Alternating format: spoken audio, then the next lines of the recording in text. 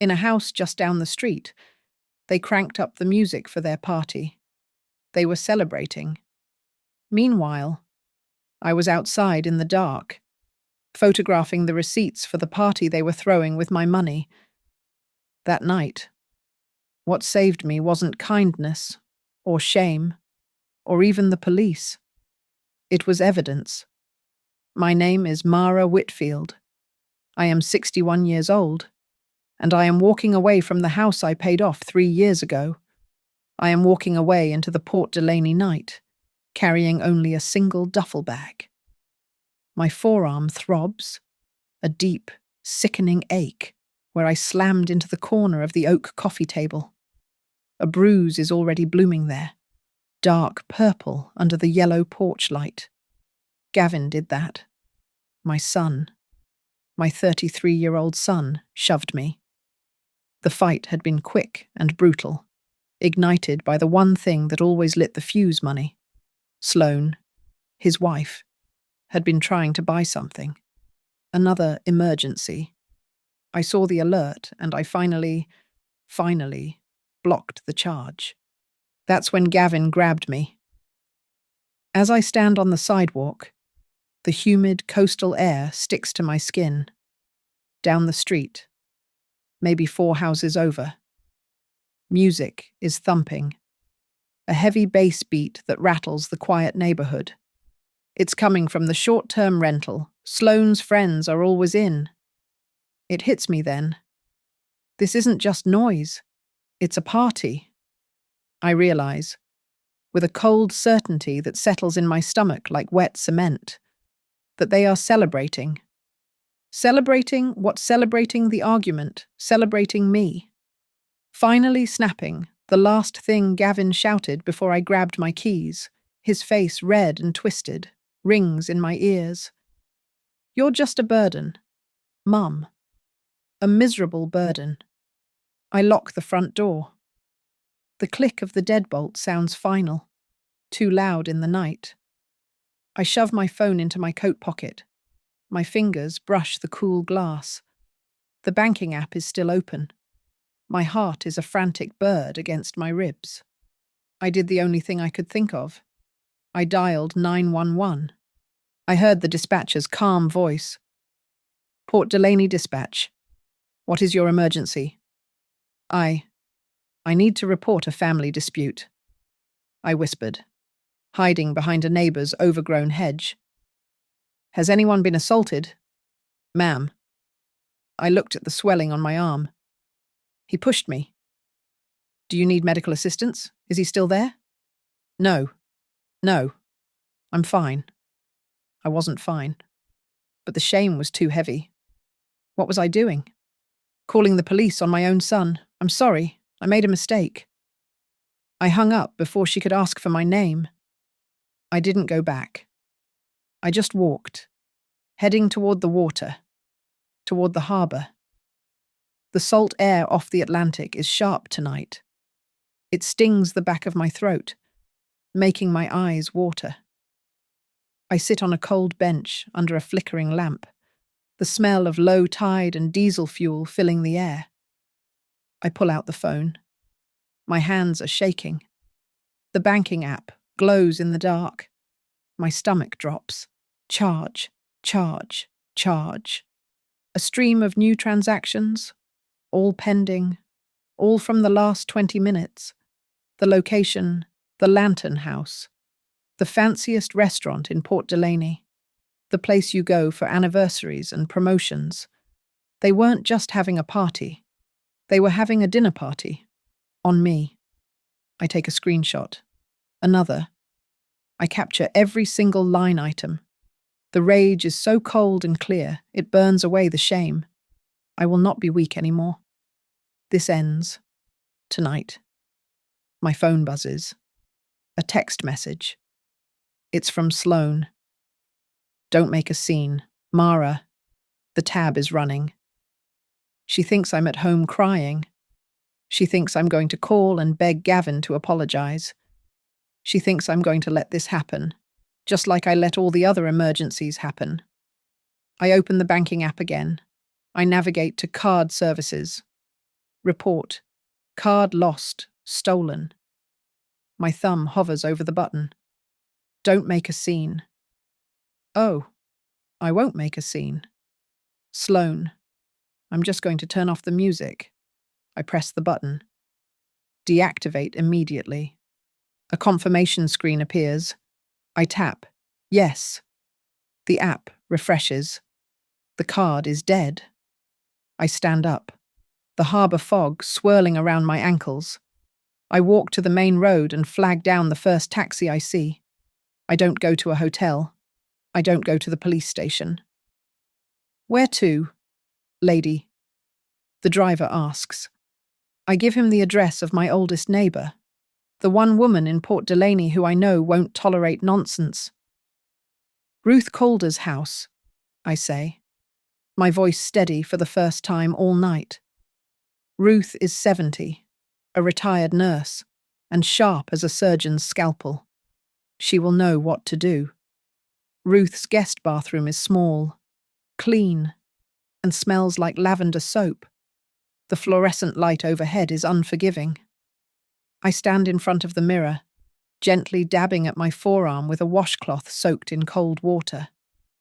The bruise is already an angry mix of purple and blue, a hideous, blossoming map of the table's edge. I touch it, and the sting brings a different, older pain to the surface. 34 years with Dean, my husband. 34 years of arguments about who left the porch light on or who forgot to take the trash out. But never, not once, a hand raised in anger. After the cancer took him, it was just me and Gavin. We were a team. He was 16, and we were adrift, clinging to each other in the wreckage. My world shrank until it was just that 2-story house, the garden with the hydrangeas I could never get to turn blue. And Gavin, he was my reason to keep going. Then Sloane arrived, 3 years ago. She blew into our quiet life like a hurricane I mistook for a summer breeze. She was all polished angles, sharp suits, and a smile that was both sweet and cutting. She was a freelance brand consultant, a job that seemed to involve many expensive lunches and very few actual clients. She borrowed money from the start. Just till my invoice clears. Mara, you're a lifesaver. The small signals started right away, the little paper cuts I chose to ignore. The way she'd taste my beef stew, Dean's favourite recipe, and say, interesting, very rustic. The way she'd cut me off mid-sentence when I was telling a story about Gavin's childhood. We've all heard that one. Mara. She'd laugh. And Gavin, who used to love those stories, would just look down at his phone. Then, she took my spare house key from the hook by the door. It's just easier. Right, she'd said, clipping it to her own designer keychain. Gavin started to drift. The calls became less frequent. The Sunday dinners he never missed became an obligation he often skipped. He was always slammed with a big project at Harbourline Logistics Design, the architecture firm he'd worked at for years. I believed him. I wanted to believe him. The emergencies started small. Mum, the washing machine just flooded the laundry room. Can you help us out? Sloane needs this emergency dental work. It's a few thousand. She found this mindfulness course. It's supposed to help her anxiety. I paid. I always paid. Then the emergencies became less urgent. A new laptop, a weekend trip, a designer handbag I saw on her social media, posted just an hour after a tearful phone call about a utility bill mix-up. I stare at my own reflection in Ruth's mirror. The face looking back is tired, pale, and foolish. I have to admit it. I knew. And I did nothing. I called it generosity. I told myself I was just helping them get on their feet. But that was a lie. I was lonely, and I was paying for their company, for the illusion that I was still a necessary part of my son's life. I finish cleaning the scrape. I turn off the harsh light and walk into Ruth's cozy kitchen. She's at the stove, her back to me, her silver hair in a neat bun. She doesn't fuss. She just gestures to the table with her chin. Sit. Tea's almost ready. She places a steaming mug of strong ginger tea in front of me. She doesn't ask what happened. She just waits. He pushed me. Ruth, I say to the mug. I figured, she says, sitting opposite me. I was a nurse for 40 years. I worked in the geriatric wing for the last 10. You see things. You see the son who visits every day and pinches his mother's arm when he thinks no one is looking. You see the granddaughter who helps with the checkbook until the account is empty. She leans forward, her dark eyes sharp. Silence never protects the victim, Mara. It only protects the abuser. You understand me? I nod, the hot tea stinging my throat. You took screenshots, she states. It isn't a question. On your phone, that's a start. But phones can be broken, lost, or stolen. We're backing them up. Now. To the cloud. To an email. Whatever you have. For the next 30 minutes, we sit at her kitchen table. The only sounds the clicking of my phone and the hum of her old refrigerator. I forward every screenshot, every text, every bank alert to a new, secure email account she helps me create. When it's done, I feel a strange calm settle over me. The shame is still there, but it's no longer the only thing. The fear is there, too, but it's being crowded out by something else, something cold and hard. I look at Ruth, this tough, practical woman who took me in at midnight without a single question. I am going to get my dignity back, I say, and for the first time, my voice doesn't shake. Ruth drove her own car, a solid, older Buick that smelled faintly of peppermint. She parked across the street from the Lantern House. The restaurant was all warm lights and dark wood, a glass facade facing the street, designed to show off its exclusive clientele. Are you ready for this? Ruth asked, her hand on the door handle. No, I said. But I'm doing it anyway. We walked in. The lobby was hushed, carpeted in deep burgundy. A young hostess in a black dress looked up. Do you have a reservation? We're just meeting someone, I said, my voice surprisingly steady. Through an archway, I could see them. A large, round table near the back. Sloane, holding court, laughing loudly. Gavin, my son, staring at his wineglass. And 3 other people, friends of hers I didn't recognize. As we watched, a waiter in a starched white apron approached their table. He leaned in and spoke quietly to Sloane. We were too far away to hear, but I saw the exact moment the music stopped for her. Her smile froze, then tightened. She shook her head, pulling her wallet from her purse and handing him a different card. Stay here, I said to Ruth. Sloane got up and walked toward the front register, the waiter following discreetly. She was trying to handle it quietly. I stepped forward, intercepting the restaurant manager who was moving to join them. Excuse me, I said.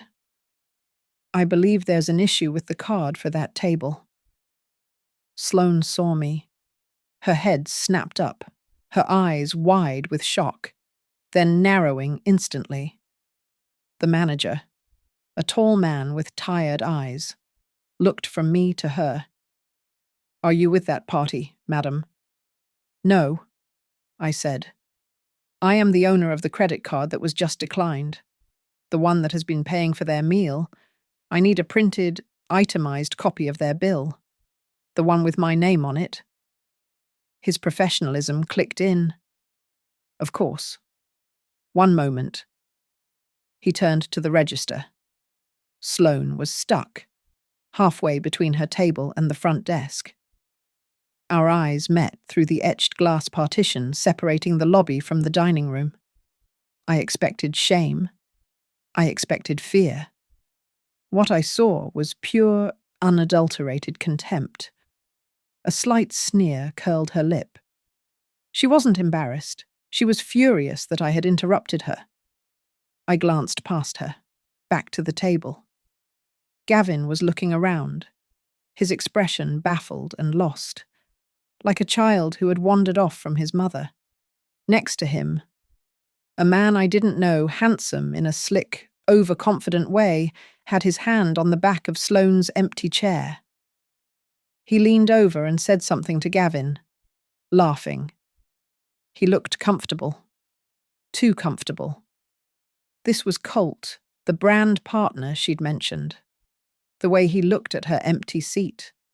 It was proprietary. The manager handed me the folded slip of paper. The total was staggering. Hundreds of dollars in cocktails, appetizers, and bottles of wine I couldn't pronounce. I walked past the partition and into the dining room. The laughter at the table died as they saw me. I walked directly to Gavin.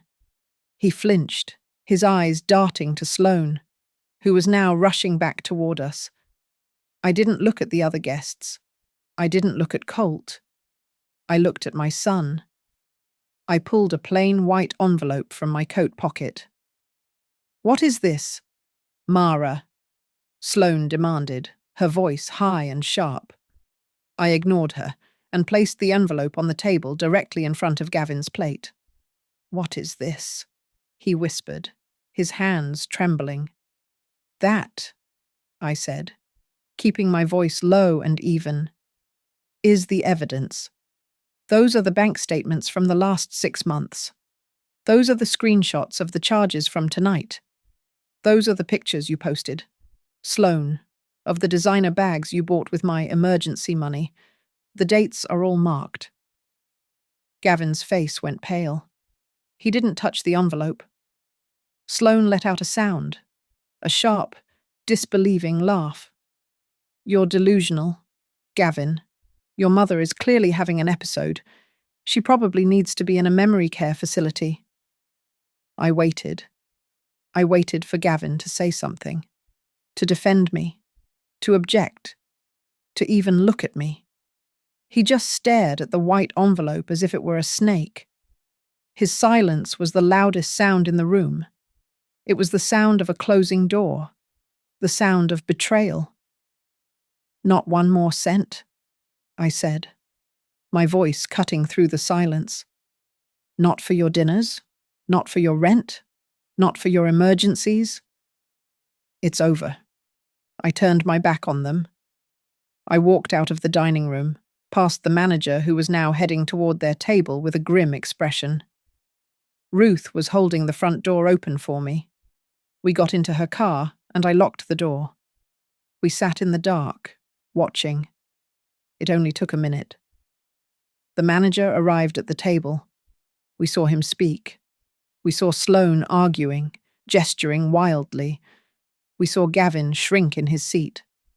The other guests, the friends, began to stand up, grabbing their coats, making awkward, apologetic gestures. They melted away, leaving Gavin and Sloane at the table with the manager, who was clearly not leaving without payment. The party was over. My phone buzzed in my pocket, and again, and again. A rapid-fire assault of texts. I pulled it out. "Sloane. You crazy old bitch. Sloane. You will not do this to me. Sloane, I will sue you for defamation. I will sue you for everything you have. Sloane Gavin is your son. You're supposed to support us." I looked at the vitriol pouring onto the screen. Then I looked at Ruth, who was just watching me, her expression calm. I navigated to Sloane's contact. I pressed the button. Block. I did the same for Gavin. Let's go home. Ruth, I said. Ruth made the call the next morning. Avery Pike's office was downtown, in a modest building that smelled like old paper and floor wax. Avery was 42, with sharp eyes and hair pulled back so tightly it looked like it hurt. She didn't offer tea or sympathy. She offered a legal pad and a pen. Ruth gave me the short version, Avery said, gesturing for me to sit. Let's start with what's yours. List every asset you have. Mara. Everything in your name. I started with the obvious. My house. The one I live in. It's paid off. My savings account, which is lower than it should be. My checking. Any other property? She asked, not looking up from her pad. I hesitated. There's the condo, over on Bay Street. It was an investment property Dean and I bought. It's also paid off. Avery's pen stopped. Who lives there? Gavin and Sloane, I whispered. I've been letting them stay there, rent-free, for 2 years. I told them it was to help them save for a down payment on their own place. Avery's expression didn't change, but she underlined something twice. So, you own 2 properties, you have savings, and you have an unsecured, open-ended financial arrangement with the 2 people who are actively draining you. Is the condo title in your name? And your name only? Yes. Dean left it to me. Good, she said. For our next meeting, I want everything. Every piece of paper you have that relates to them and your money for the last year, 12 months, bank statements, credit card bills, any emails, texts, even birthday cards if money was mentioned. Bring it all. I returned 2 days later. I didn't have a briefcase. I had an old shoebox. I set it on her polished mahogany desk. Avery opened it. Inside was a year of my life in receipts, the credit card statements, with Sloane's emergencies highlighted. The bank transfers I'd sent Gavin, labelled loan in the memo line. The few flimsy IOUs Sloane had written on floral stationery in the beginning, which I'd stupidly kept. Even the saccharine thank you cards for helping us out, which now felt like receipts for my own humiliation.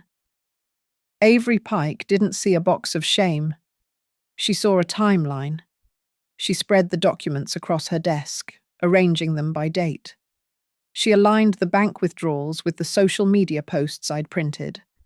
She matched the emergency dental work transfer with a photo of Sloane holding a new designer purse a week later. This is not a family dispute. Mara, she said finally, her voice crisp. This is a classic case of financial abuse, with a clear pattern of unlawful conversion. We have grounds to sue for reimbursement, and given the physical assault, we can file for a protective order immediately, if you wish. The legal terms sounded cold, sterile. They were perfect. What's the strategy? I asked. Avery leaned forward. The strategy is a firewall, effective immediately. First, we shut down every channel. You will go to your bank today and close your joint savings account. You will open a new account at a different bank, a bank they have no history with. We will change every password you have online banking, email, everything. She handed me a printed sheet. You will remove Gavin's name from any account where he is listed as an authorized user. From this moment, he has 0 access. What about the condo? We will be sending them a formal certified letter giving them 30 days to vacate your property. My stomach clenched. 30 days. And what about my will? Avery nodded, already ahead of me. We'll be drafting a new one. Your old will almost certainly leaves everything to Gavin. The new one will be ironclad.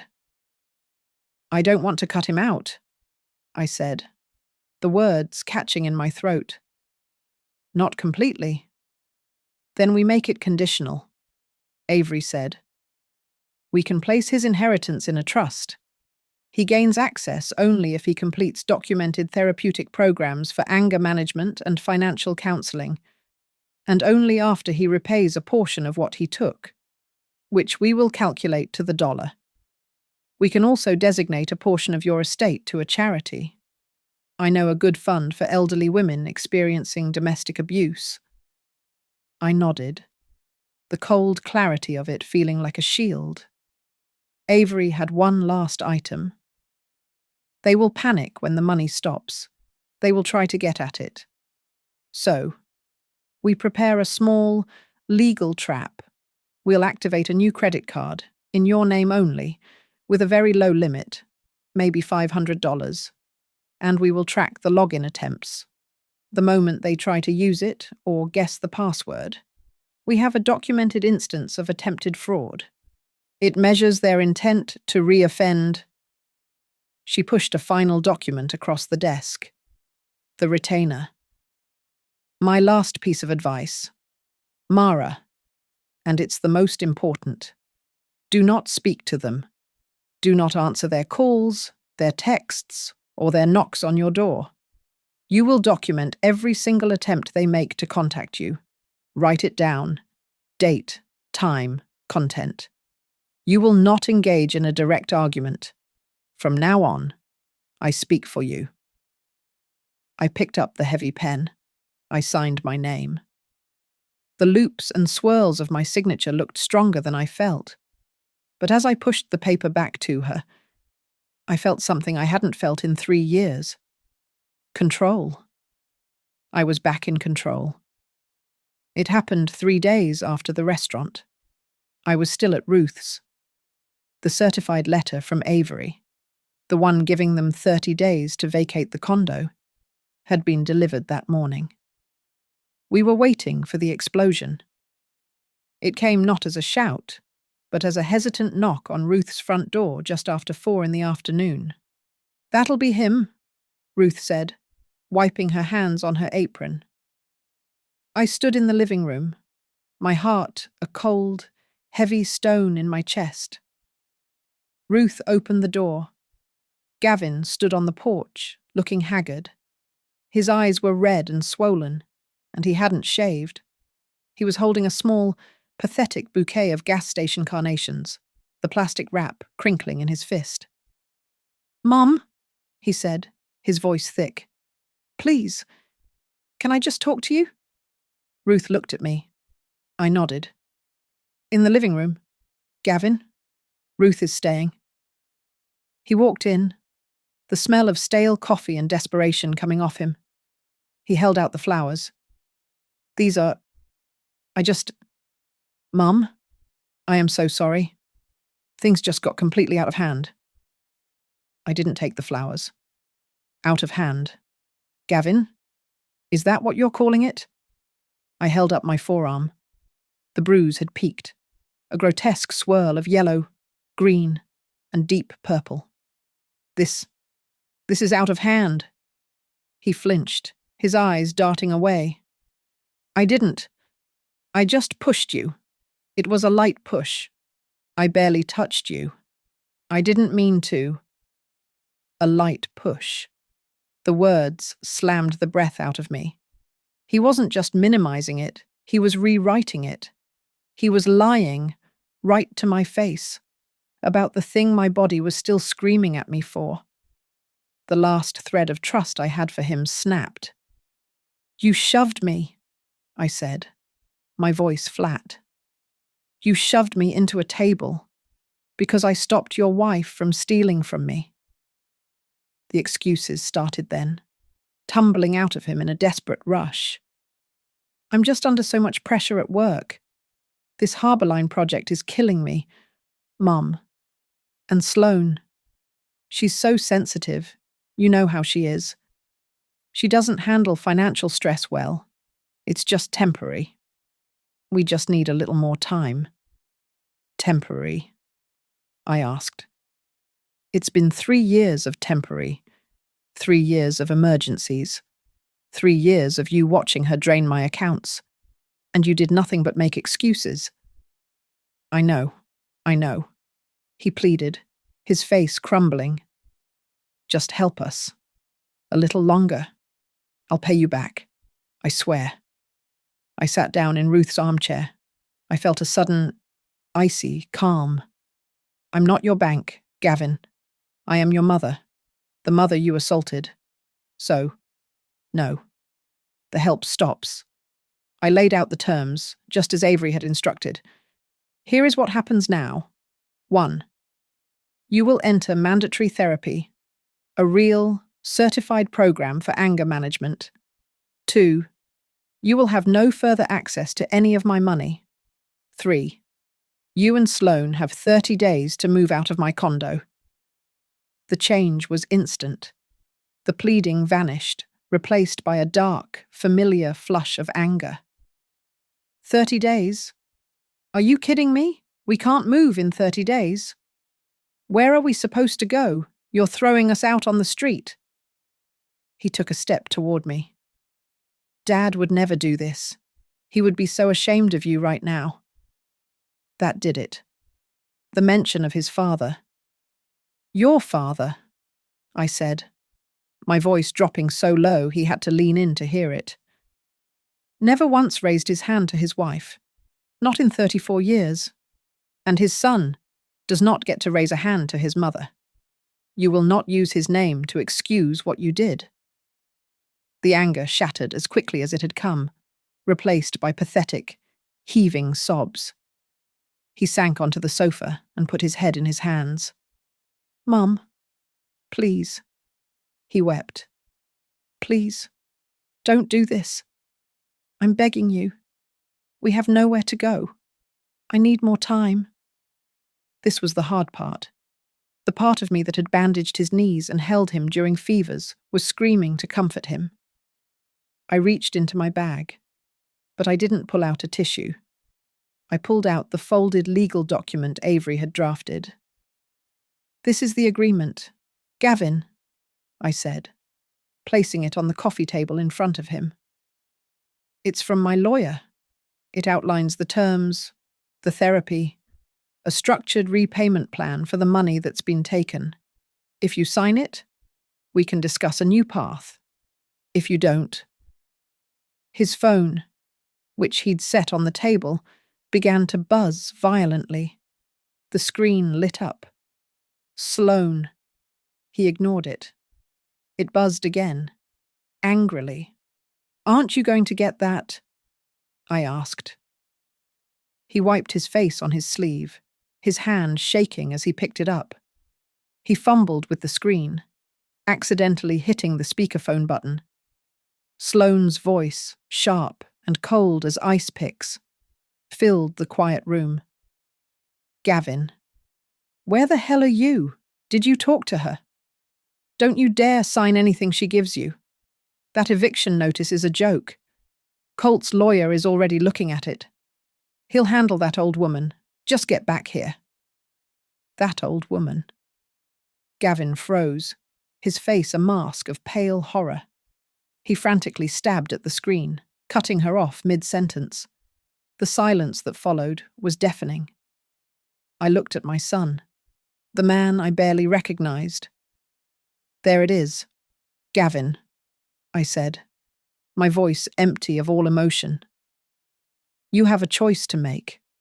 If you choose that kind of love, the kind that makes you violent and turns you into a thief, then I choose the law. He stood up. He looked at the agreement on the table. He looked at the phone in his hand. He looked at me, his eyes dead. He didn't say another word. He turned, walked to the front door, wrenched it open, and slammed it so hard a picture frame rattled on Ruth's wall. I sat there, shaking. Ruth, who had been a silent statue in the kitchen doorway, walked calmly to the window. He's getting into a car, she reported. Down at the corner? She was waiting for him. Ruth then came back, picked up the unsigned agreement from the table, and tucked it into her apron pocket. She pulled out a small notepad. He arrived at 4:10, she said, her pen scratching the paper.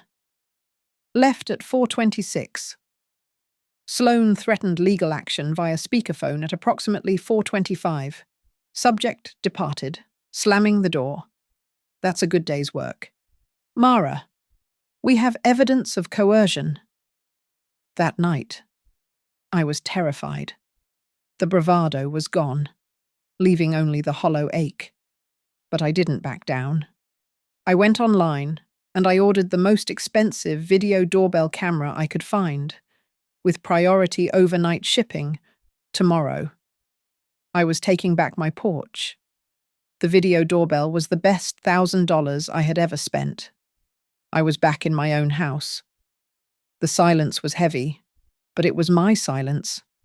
I had changed the locks, and for the first time in 3 years, I was sleeping with both eyes closed. The first alert came not from the door, but from my phone.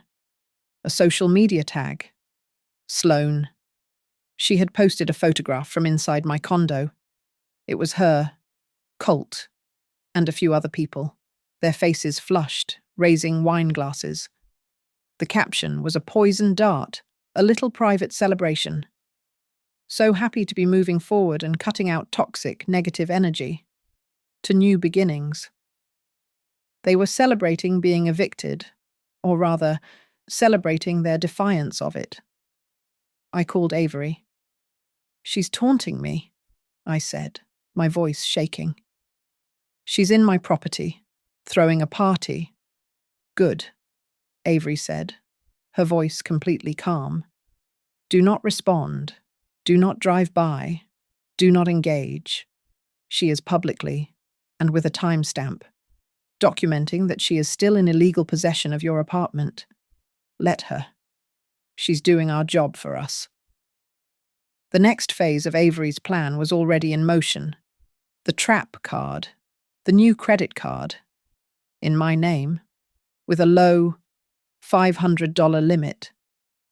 I had left it on the kitchen counter in the condo, as if by accident, when I'd gone over with a police escort to retrieve my last few items. It didn't take long. My phone began to ping with declined transactions. A charge for $450 at the Serenity Day Spa. Declined.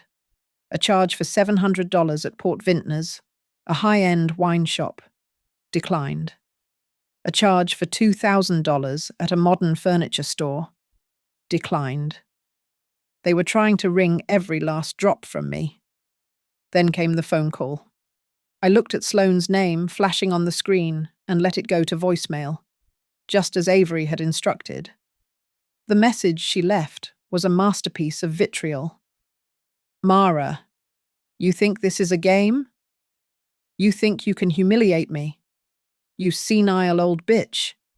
You will give me what I am owed. You have no idea what's coming for you. I will take every last thing you have. I saved the audio file. I forwarded it to Avery. Our state was a single-party consent state. The recording was perfectly legal. Then, an hour later, something different. A notification of an approved transaction. My stomach dropped. I opened the app. Harbor Pharmacy, $38.12. I called Avery, confused. A charge went through, a small one, at the pharmacy. Ah, Avery said, and I could hear the satisfaction in her voice. Don't block it. This is the pivot. She's smart. She's done with the spa and the wine. Now she's establishing an alibi. $38 isn't a party. It's essential items. It's toothpaste and prescription co-pays.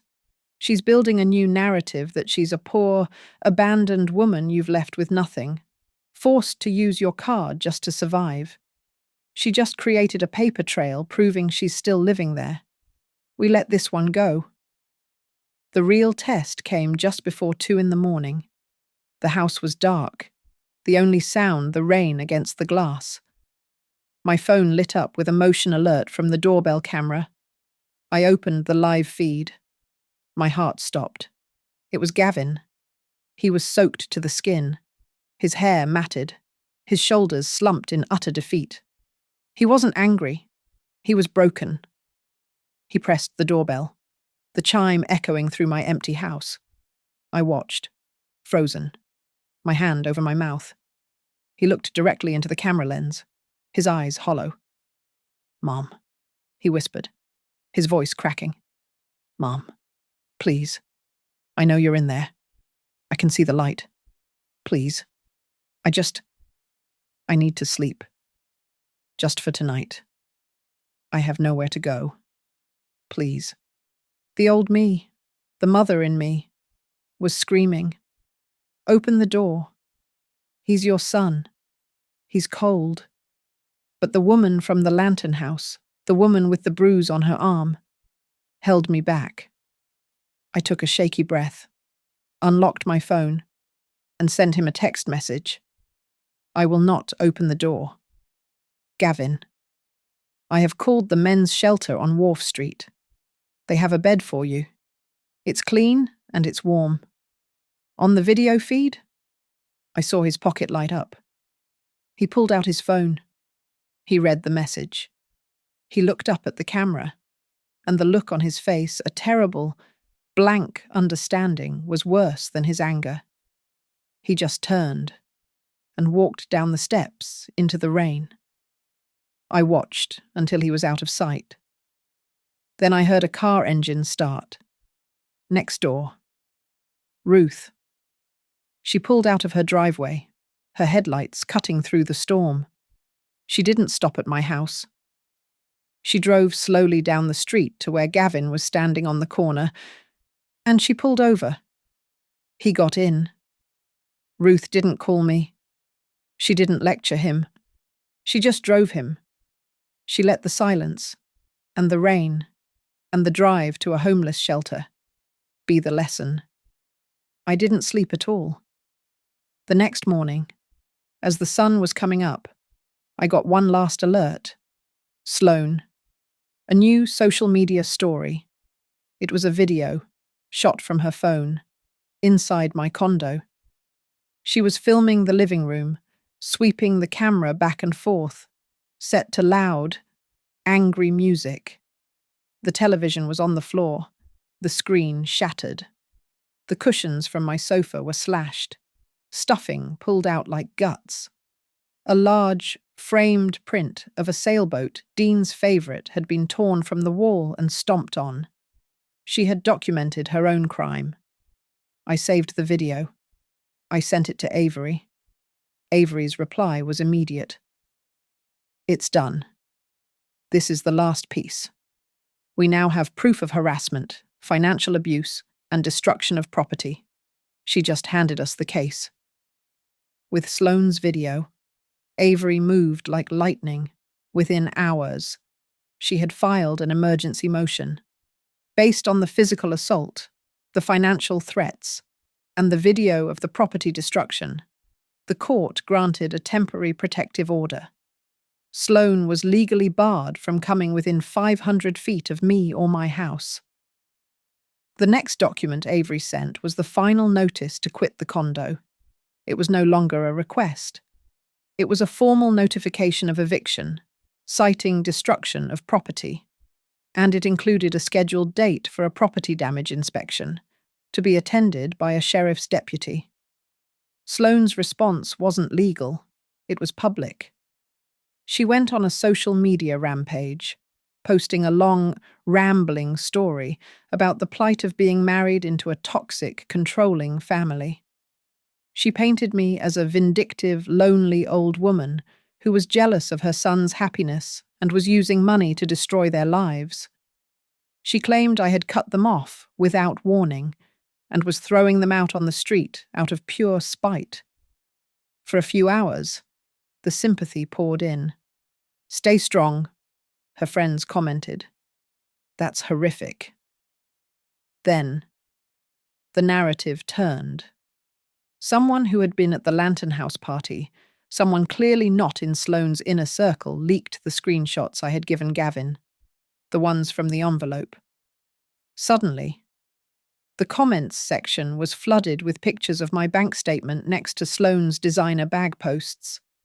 The itemized restaurant bill appeared. Toxic. She paid for your $200 a bottle wine. How is it controlling when she's been paying your rent for 2 years? You call this being abandoned, you're a thief. The backlash was swift and brutal. Sloane's toxic narrative was dead. In the midst of this digital firestorm, a single, quiet text came through to my phone. It was from a number I didn't recognize, but the message was unmistakable. Mom, it's Gavin. I'm ready to go to therapy. I'll do whatever they say. I forwarded it to Avery. She handled it. She found a facility called Seaside Recovery, a good inpatient program. She made it clear to Gavin through a new lawyer, a public defender, that attendance and completion were non-negotiable conditions of any future financial or legal settlement. With the eviction in process and Gavin in rehab, I made my next move. I called a real estate agent and signed the papers for a quick, as-is sale of the condo. I didn't care about getting the top price. I cared about cutting the cord. The money, when it came, would go into 3 buckets, one for Avery's fees, one for my own, now depleted savings, and one to start a small emergency fund at the local women's shelter, specifically for women over 60. The only remaining threat was Colt. He sent a blustering email directly to Avery's office, threatening a countersuit for defamation and harassment on behalf of Sloane. Avery didn't reply. She investigated. It took her less than a day to find what she was looking for. He's a ghost, she told me. No real office.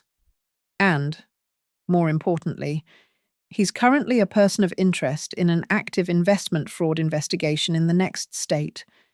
He's not a brand partner. He's a con artist. He won't be showing up in any courtroom. He's just making noise to protect his asset, which is Sloane. The court set a date for a public hearing to make the protective order permanent and to rule on the eviction and damages. Avery's office became a command center.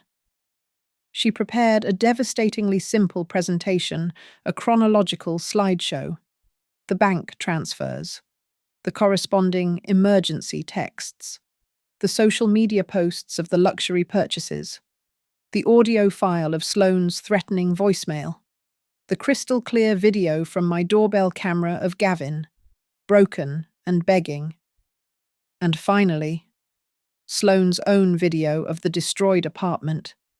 I practiced my part in front of my bedroom mirror. "What do you want?" Avery had asked me. "I want to be safe. I want reimbursement for the damages. And I want clear, permanent boundaries." I said it over and over, training myself to stick to the facts, to not cry, to not yell, to not call Sloane the names she had called me. I would not blemish my own truth with her kind of anger. The evening before the hearing, Ruth knocked on my door. She handed me a small, flat box. Inside was a beautiful silk scarf, the color of the ocean just before a storm. "For confidence?" she said gruffly. "Go in there and look like the owner of the bank, not one of its debtors." It was a small, warm gesture that meant more than any speech. That night, just as I was turning off the light, my phone buzzed. It was a new text from Gavin's number. It was just a picture. No words. It was a photo of his hand, holding a small, bronze coin. On it, I could just make out the Roman numeral capital T, 14.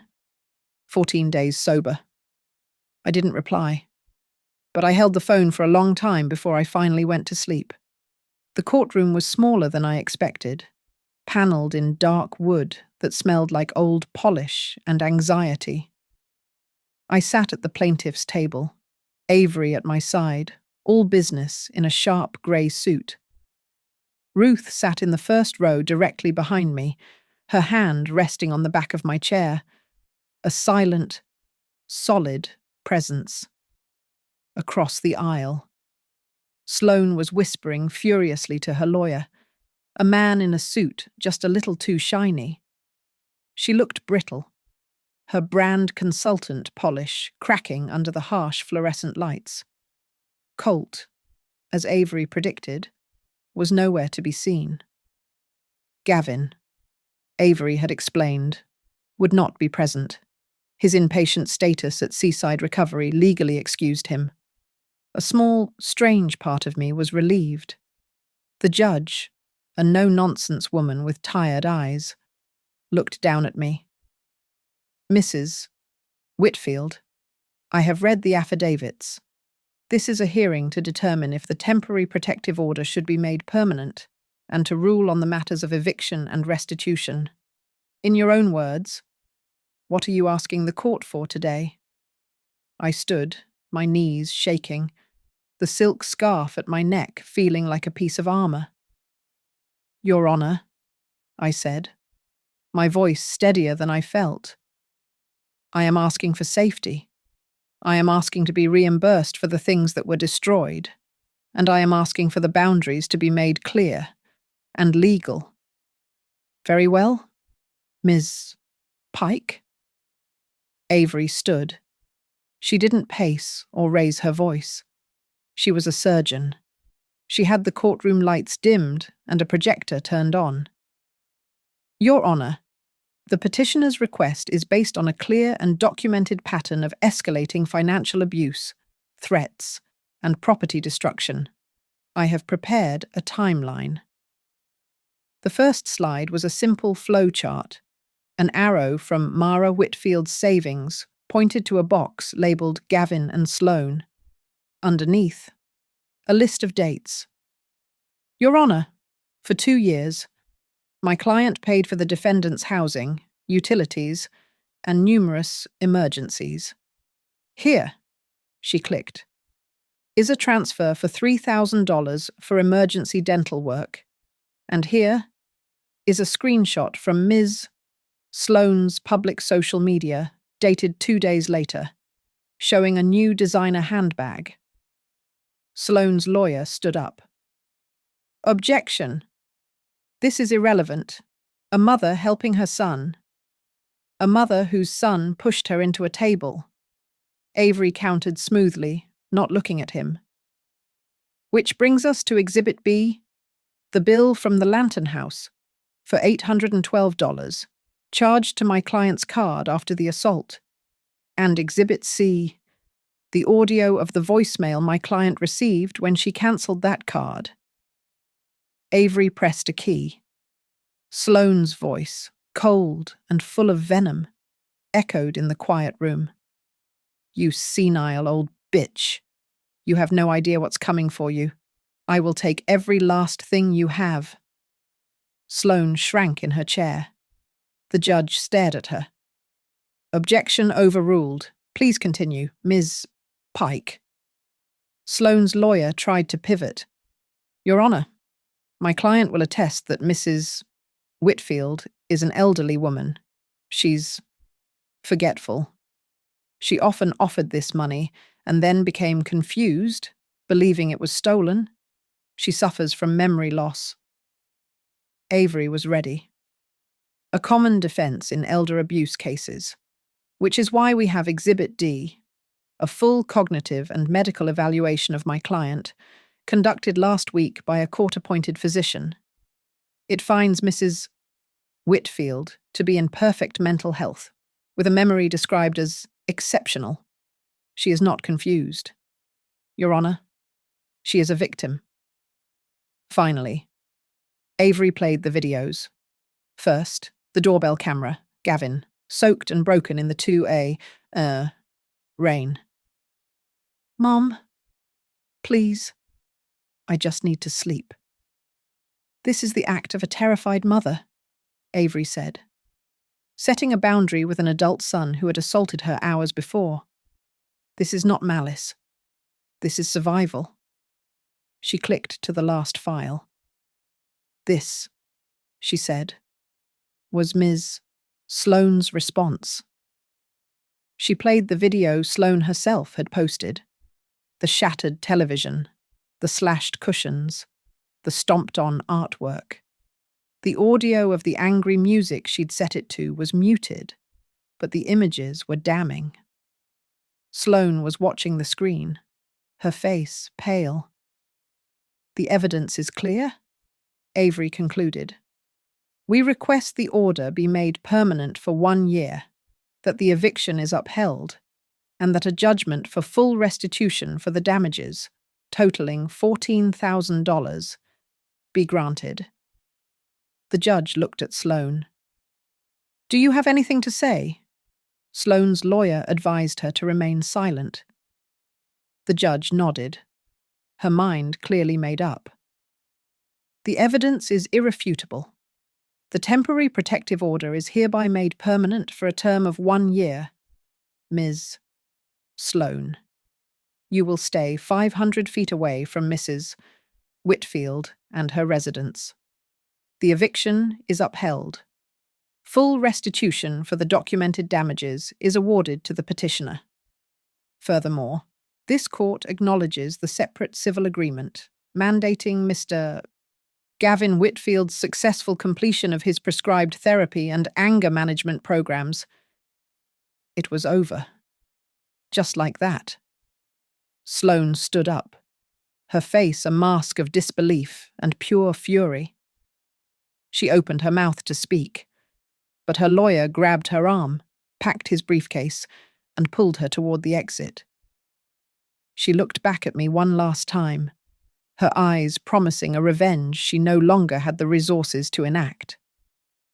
She shoved the heavy courtroom door open so hard it slammed against the wall.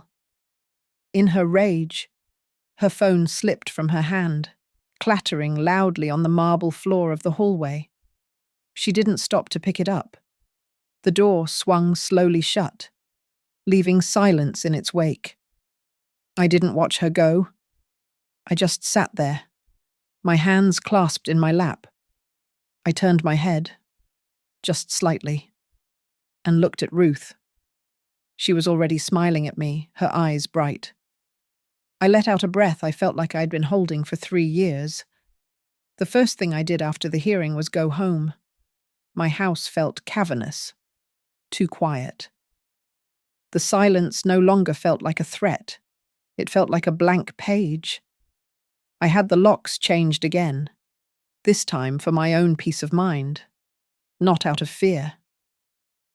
I took down the heavy damask curtains Sloane had always criticized as dated and let the bright, coastal light pour in. I sold the oak coffee table, the one with the sharp corner.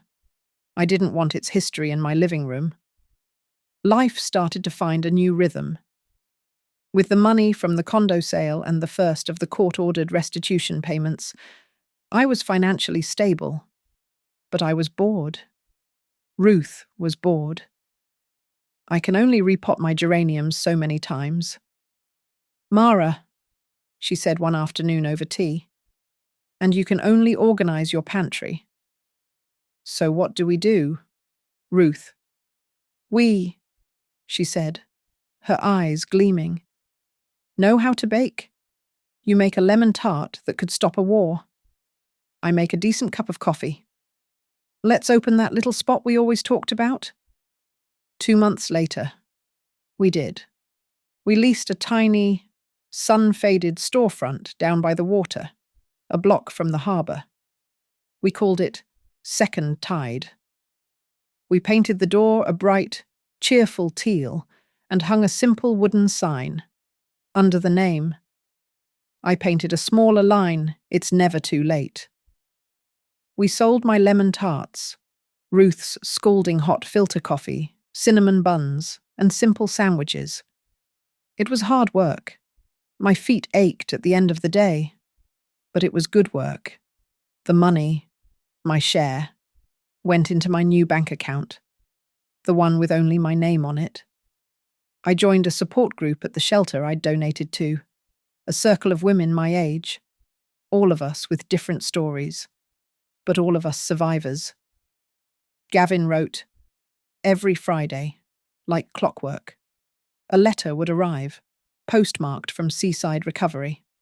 The first few were stiff, formal, full of the sterile language of therapy. I am learning to identify my triggers. I am processing my codependency. I didn't write back. I just read them. Then, the letters changed. They became less about him and more about his past. He wrote about his father. He wrote about being a child. He didn't ask for money. He didn't ask for forgiveness. He just wrote. He told me about a lesson he'd learned, about how he'd used me as a shield so he wouldn't have to face his own failures. I told Avery about the letters. She helped me draft the new rules, the new boundaries. They were ironclad. If he wished to see me upon his release, it would be by appointment only. No more surprise visits, no more dropping by. Any request for anything time? Help. A conversation had to be made in writing, with a clear and valid reason. It sounded cold, but it was the only way I knew how to protect myself. One evening, I was closing the shop, wiping down the counter. Ruth was watching the small television we kept in the corner. "Mara," she said, her voice quiet. "You better see this?" I looked up. The local news was on. And there, being led out of an office building by two men in dark suits, was Sloane. She was trying to hide her face, but there was no mistaking her. The anchor's voiceover was grim. In connection with the multi-state investment fraud investigation of Colton Harris. Colt. They showed a picture of her, smiling on a yacht. Then they cut back to the live shot of her, looking small and furious, being put into an unmarked car. I watched, feeling a strange, hollow quiet. There was no joy, no triumph, just a profound, weary sadness for all the wreckage. I picked up the remote and turned the television off. "She made her bed," Ruth said softly. "Yes," I said. "She did." I went back to wiping down the counter. I would not follow her story. The shop became popular. The smell of cinnamon and baked lemons and fresh ground coffee drifted onto the street, mixing with the salt from the harbour. Avery Pike came in one day, not as a lawyer, but as a customer. "We're holding a seminar," she said, after buying a tart, "on financial abuse in families. We'd like you to speak, to tell your story." I almost said no, but I thought of the women in my group. "I will," I said, "on one condition. I will not make this about hurting children. I will not drag anyone into a battle that isn't theirs.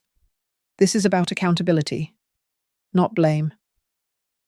Avery smiled. "That's why I asked you, Mara."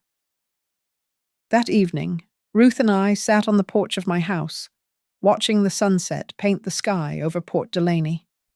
The sea breeze was cool, carrying the scent of the tide. "You know," Ruth said, sipping her beer, "if Dean could see you now, running a business, speaking at seminars, taking no prisoners, he'd probably call you Captain." I smiled, looking out at the water, at the boats coming in for the night, each finding its safe, designated spot. "No," I said. "Not the captain, the harbour master." A storm was raging over Port Delaney, the wind rattling the front glass of second tide. It was an hour past closing, but the ovens were on, warming the small space against the coastal chill. The bell over the door jingled, but when I looked up, the shop was empty. Then I saw him, Gavin. He was standing outside on the covered porch, soaked to the skin, but not daring to cross the threshold. He just looked at me through the glass, waiting. He wasn't the broken man from my doorbell camera, nor the angry son from Ruth's living room. He looked quiet. I wiped my hands on my apron and gave a single, sharp nod. Only then did he open the door, letting in a gust of wet, salty air. He didn't come to the counter. He just stood by the door, dripping onto the mat. "Hi, Mom," he said. He was holding a white business envelope, slightly damp at the edges.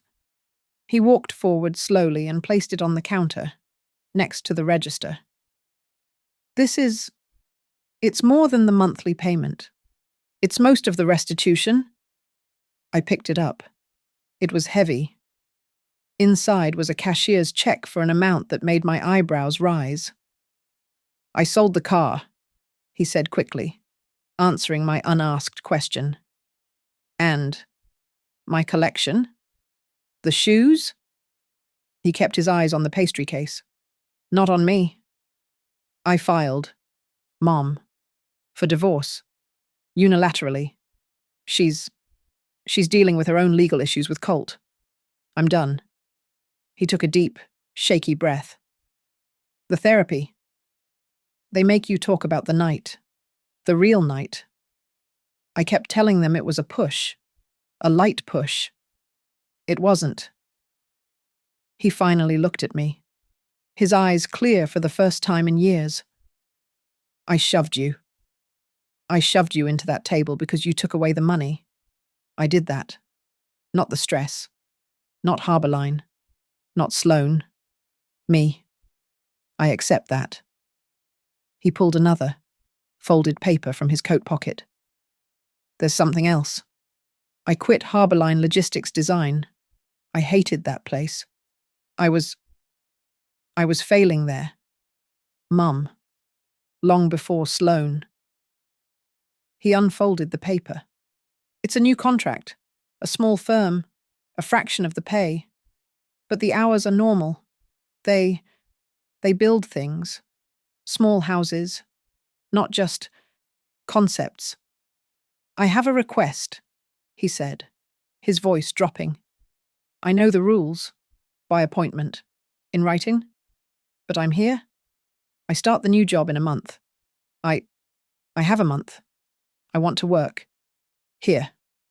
I stared at him. "Here. In the shop?" "Yes. For free. For the first month. Just as an apprentice. I can fix that back counter. The hinge is loose. I can wash the trays. I'm strong. I can lift the flour sacks. Please.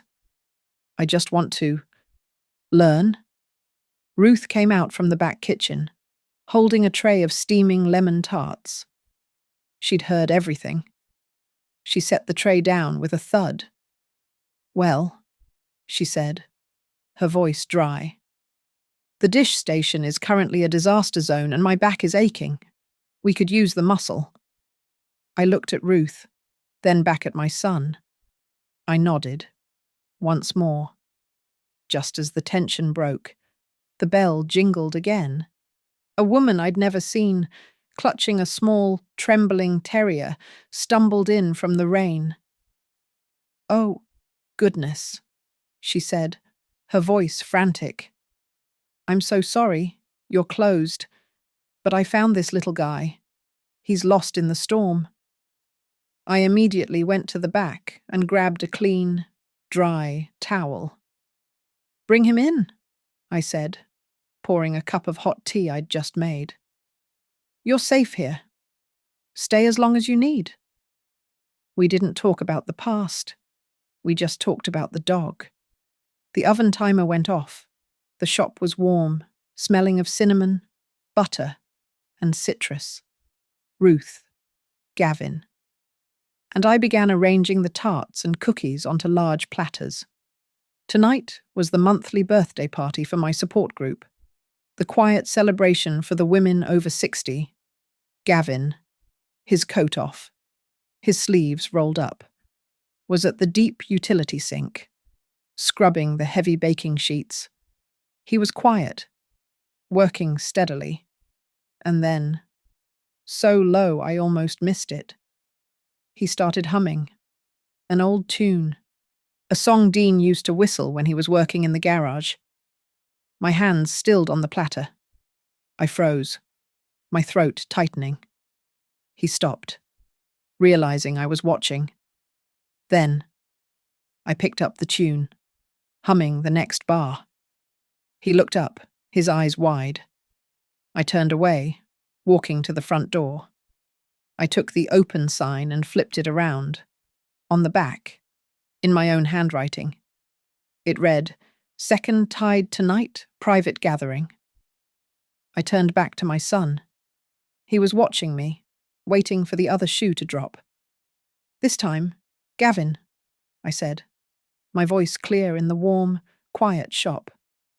"I am inviting you to stay, but the rules are exactly the same." A slow, tired smile touched his face. A real smile. "Yes, Ma'am," he said. Harbour Master. Outside, the wind died down. The worst of the storm had passed, leaving only the sound of a steady, gentle rain.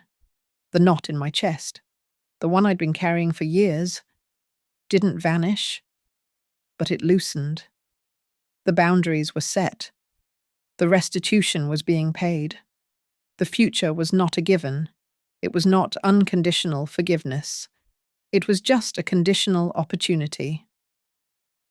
Thank you so much for listening to my story. I'm really curious. Where in the world are you listening from? Please let me know in the comments below. I'd love to connect and hear your thoughts. If this story resonated with you, please subscribe to Lily Revenge Stories. Give this video a like and support us by hitting that hype button so more people can hear this story.